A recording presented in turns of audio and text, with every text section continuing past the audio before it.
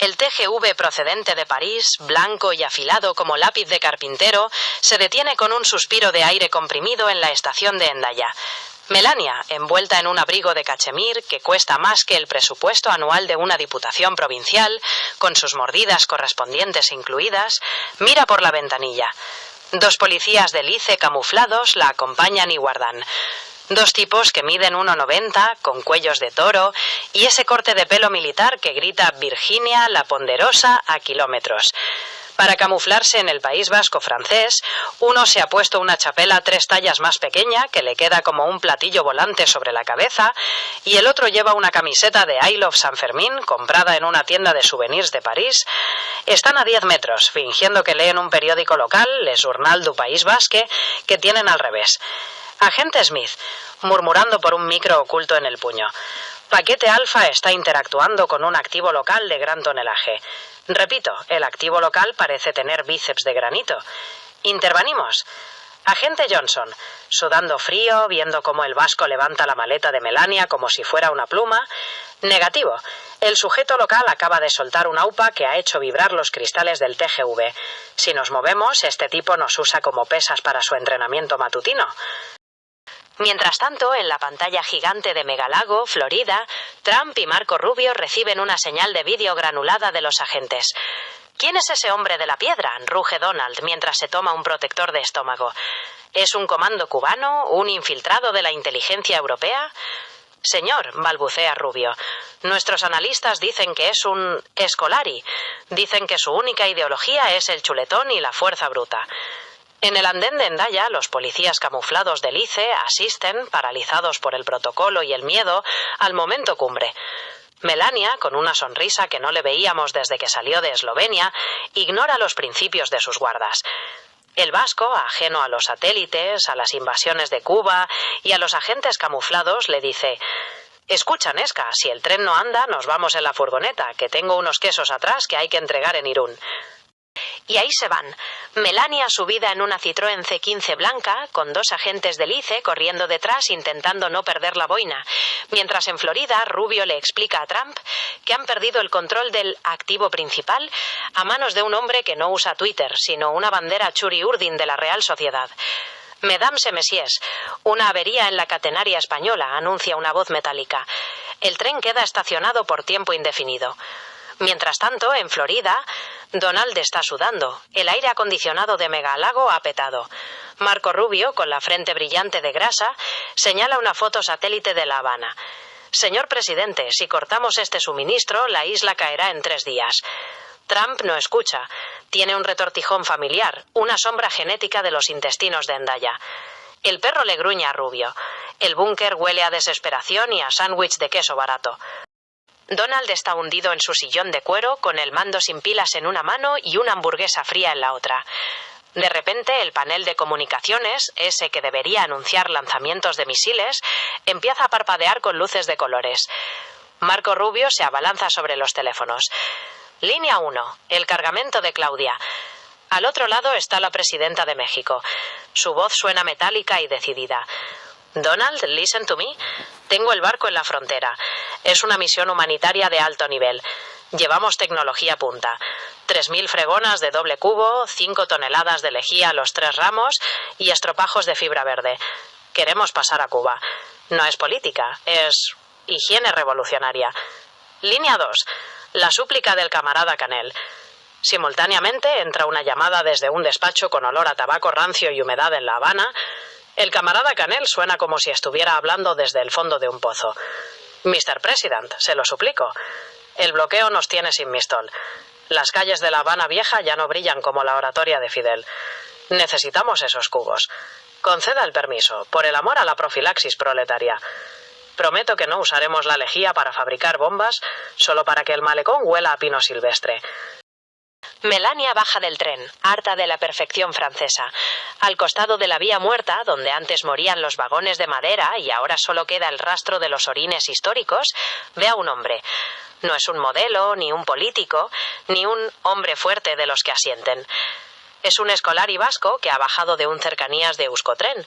Lleva una camiseta que le aprieta unos trapecios que parecen lomos de buey. Está intentando arreglar un bulto en su mochila con una fuerza bruta que hace que las costuras giman. Melania lo mira. Él levanta la vista. No hay tensión sexual no resuelta. Hay una invasión inminente. ¿Problemas con el tren, Nesca?, suelta él, con un acento que podría machacar nueces. Ella, que ha sobrevivido a las cenas con los rubios inexpresivos de Florida, siente que ese "ahí va la hostia" que el tipo murmura al ver que se le rompe una correa es la melodía más honesta que ha oído en una década. En ese rincón infecto, entre el cemento verde de la caseta de Martín y los ecos de los gases de Franco, el sistema se colapsa. Mientras Rubio planea bloqueos marítimos, Melania se deja bloquear por un brazo que pesa más que toda la doctrina de seguridad nacional de los Estados Unidos. La venganza de la historia es que, mientras los tiranos se mueren por dominar el mapa, la vida se escapa por una vía muerta de Hendaya, con una avería de Renfe y un vasco que no necesita mapas para saber dónde golpear. La Citroën C15 blanca del Scolari, que tiene más barro que el buggy de Carlos Sainz en el Rally de Dakar, arranca con una nube de humo negro que deja a los dos agentes del ICE tosiendo en el andén. Melania va en el asiento del copiloto, apartando una caja de herramientas para sentarse, mientras el vasco mete la primera con la delicadeza de quien arranca un tocón de raíz. «Listen, ma'am», balbucea el agente Smith corriendo al lado de la ventanilla con su boina torcida. Es una violación del protocolo de seguridad Alpha One. «Ahí va la hostia, qué pesados los del gorrito», suelta el vasco, sacando el brazo por la ventanilla. «Venga, que no llegamos al Don Pachi». Llegan a un bar que huele a tortilla de patatas recién hecha y a gloria bendita. Melania, acostumbrada a que le sirvan agua con gas en copas de cristal de Bohemia, ve como el camarero le planta un zurito y un pincho de morro frente a ella sin preguntar.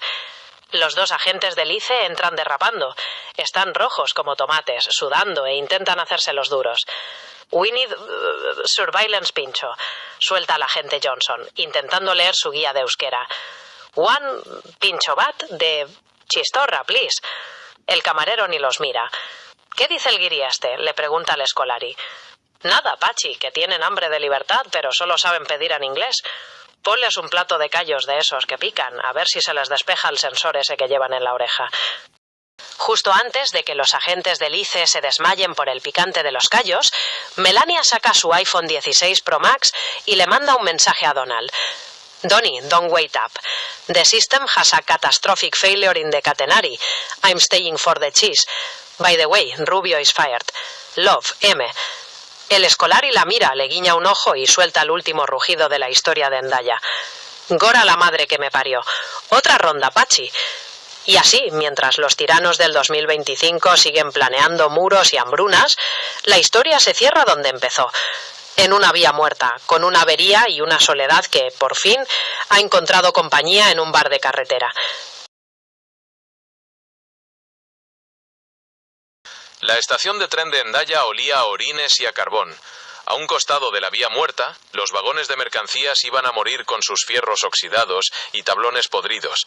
Se alzaba una caseta de obra, un cubo de cemento con una sola ventana verde y una puerta de hierro verde también siempre entornada. Los clientes no eran muchos, pero eran fieles.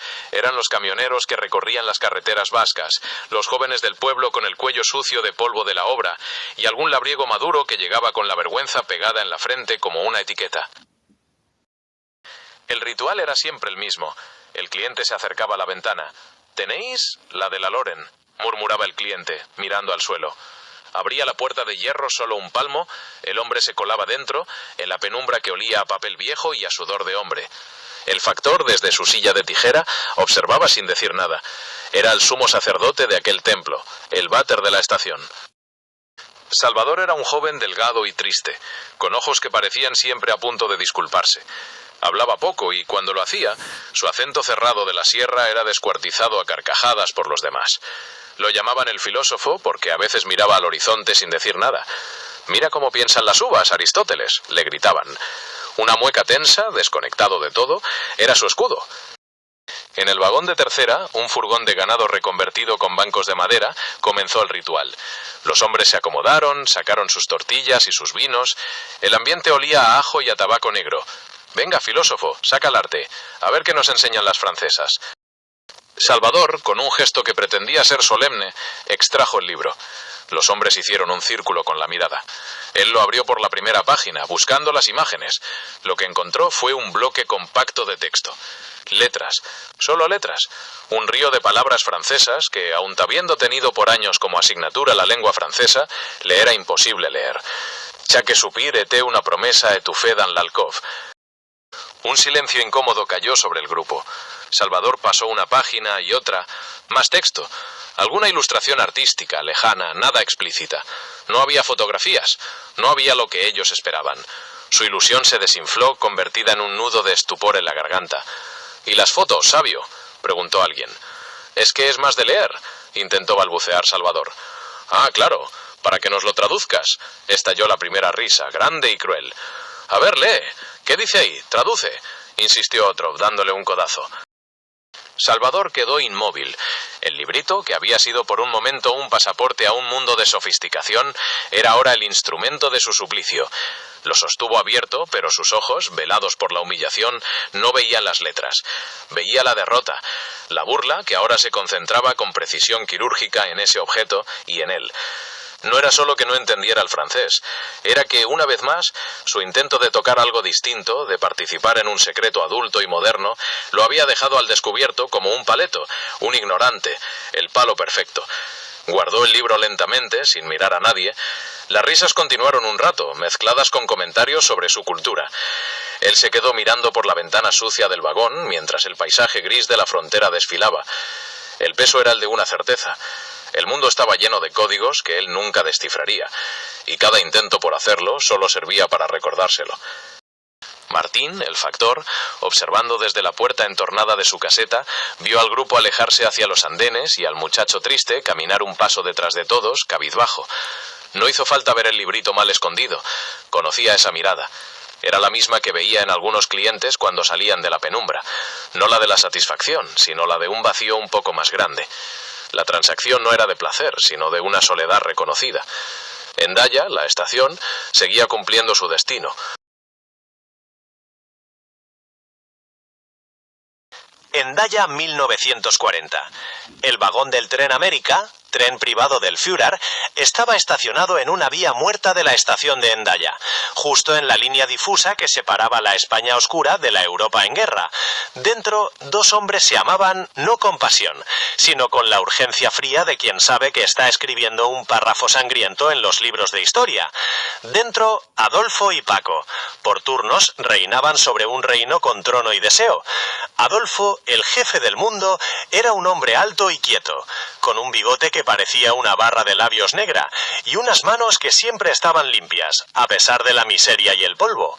Paco era su reverso, un hombre nervioso y bajito, con un ojo de bizco que miraba a un lugar lejano, y el otro, vivo, que lo veía todo en un reino vertical donde no había pan para un solo día.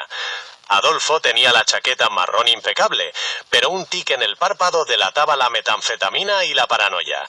Paco, con su uniforme de gala de capitán general y fajín rojo con su borla en la punta, era una estatua de rencor y ambición. Adolfo deseaba el tungsteno gallego y la seguridad del flanco sur de Paco para estrangular a Inglaterra, pero por encima de todo, cada uno deseaba ser la obsesión del otro. Schmidt, el ayudante de Hitler, tomó notas. No anotó pacto militar o acuerdo económico. Anotó 17:30. Se miran las manos. El español aprieta el puño cuando el alemán habla de Stalin. El alemán toca repetidamente la hebilla de su cinturón cuando el español menciona a Mussolini.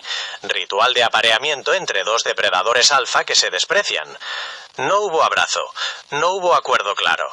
Solo la certeza de que en algún lugar entre los vinos y los mapas desplegados se habían cruzado dos soledades tan absolutas que se repelían como imanes iguales. Cuando el tren de Hitler arrancó, Franco se quedó en el andén, inmóvil. No era la decepción de no haber conseguido lo que quería. Era la rabia de haber sido observado, diseccionado y descartado por alguien a quien él consideraba un igual. Adolf escribió en su diario: «Este hombre es un pigmeo ingrato. No merece el amor de un Reich que podría haber sido suyo». Amor, la palabra más peligrosa del diccionario, porque en aquel vagón, en Hendaya, no se había hablado de amor. Se había hablado de guerra, de acero, de petróleo. Pero lo que había ocurrido era un cortejo fallido. El amor no correspondido entre dos tiranos que por unas horas creyeron que podrían ser amados por alguien. Finalmente les devolvió su propio reflejo, vacío, hambriento y completamente solo. El único acto íntimo fue el intercambio de veneno, y ambos salieron envenenados, pues Adolfo había tenido un intento de envenenamiento en Múnich y venía con la barriga suelta. Pálido, sentía aún el retortijón en las entrañas, el eco del arsénico que le habían escanciado en la cervecería de Múnich.